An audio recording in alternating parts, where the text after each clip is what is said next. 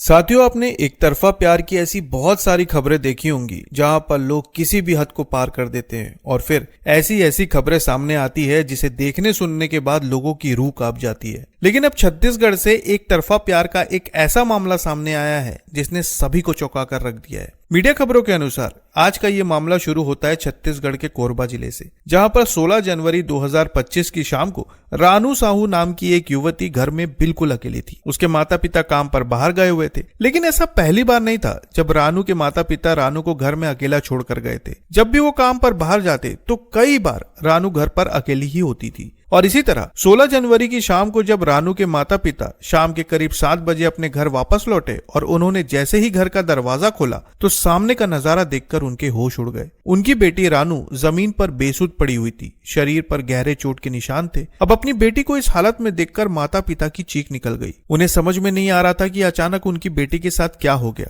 और फिर जैसे ही पड़ोसियों ने घर में मची चीख पुकार सुनी तो वो तुरंत दौड़ पड़े। देखते ही देखते पूरे गांव में ये खबर आग की तरह फैलने लगी, जिसके बाद घर के आसपास लोगों की भीड़ इकट्ठा हो गई। जल्दी ये बात साफ हो गई कि रानू अब इस दुनिया में नहीं रही, जिसके बाद ग्रामीणों ने तत्काल इसकी सूचना पुलिस को दी। अब सूचना मिलते ही कुछ ही देर में पुलिस मौके पर पहुंची। मौके पर पहुंचकर उन्होंने शव को अपने कब्जे में लिया और पीएम के लिए भेज दिया। मामले की गंभीरता को देखते हुए पुलिस ने तत्काल फॉरेंसिक टीम को घटनास्थल पर बुलाया, जहां पर फॉरेंसिक टीम ने बारीकी से जांच करना शुरू किया। खबरों के अनुसार कहा जा रहा है कि इस मामले में डॉग स्क्वाड ने बेहद अहम भूमिका निभाई और फिर अपनी जांच को आगे बढ़ाते हुए पुलिस ने कॉल डिटेल्स खंगालना शुरू किए। जिसके बाद इन सारे सबूतों को इकट्ठा करने के बाद पुलिस 26 साल के राहुल जोगी नाम के एक व्यक्ति तक पहुंची। कहा जा रहा है कि जब पुलिस आरोपी राहुल तक पहुंची तब वो अपने ट्रक के पास सो रहा था, जिसके बाद पुलिस ने शक के आधार पर उसे हिरासत में लिया और अपनी पूछताछ शुरू की। मीडिया खबरों के अनुसार पूछताछ के दौरान ये बात सामने आई कि 16 जनवरी को रानू ने राहुल को फोन किया था।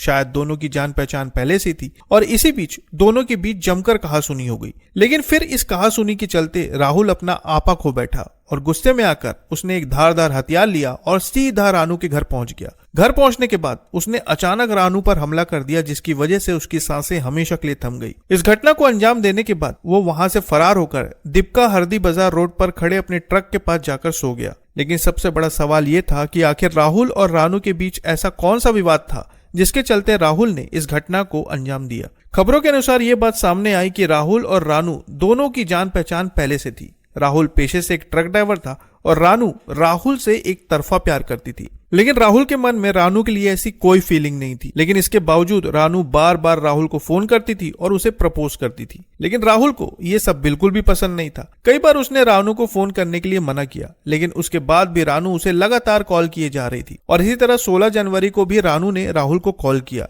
जिसके बाद दोनों के बीच विवाद शुरू हो गया। और फिर देखते ही देखते राहुल अपना आपा खो बैठा और रानू के घर पहुंचकर उसने उस पर हमला कर दिया। इस मामले में पुलिस ने राहुल को गिरफ्तार कर लिया और अभी पुलिस की जांच जारी है। देखा जाए तो छत्तीसगढ़ के कोरबा जिले का ये बिल्कुल अनोखा मामला है। वैसे इस मामले पर आप क्या कहना चाहेंगे कमेंट में जरूर बताएं और नई खबरों के लिए चैनल को सब्सक्राइब करना ना भूलें। तो फिर मिलते हैं साथियों बिल्कुल एक नई खबर के साथ। तब तक के लिए आपका बहुत बहुत धन्यवाद।